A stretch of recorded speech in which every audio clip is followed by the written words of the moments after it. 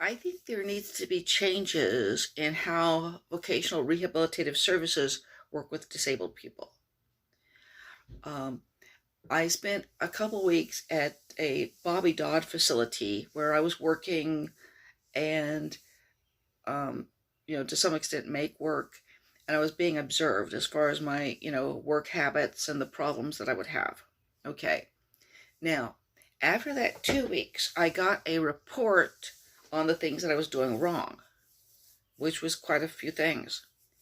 After reading that, I believe that if I was given a second chance, I would be able to bring it up.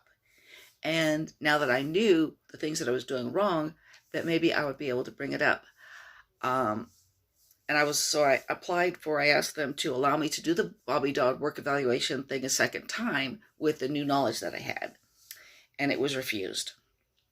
Okay. And then I did a goodwill evaluation and for a couple of weeks. And their conclusion was really that I just really wasn't able to hold down a job. I had too many difficulties. Now, what I actually think that these things ought to be run differently.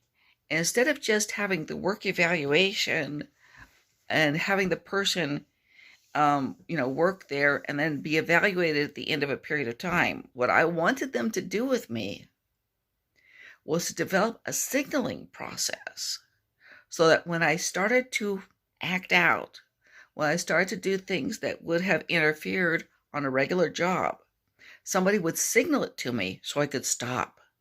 Or they would signal to me that I should be doing something I wasn't doing. That way, I could have built up work skills. But they wouldn't do that. They just let me do the work evaluation, and then they reported at that point on the things I was doing wrong. And I really think that we need to have programs where, especially if it's somebody like myself who has a psychiatric disorder, part of the work evaluation is actually work preparation, which means that you signal the person when they're doing something wrong. You give them a little extra help to have them do something right.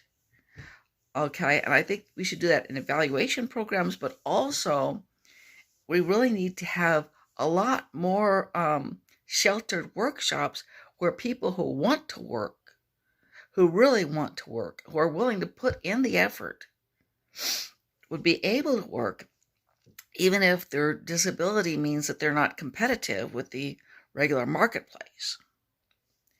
And I hope you like what you heard and saw, and will subscribe to my channel.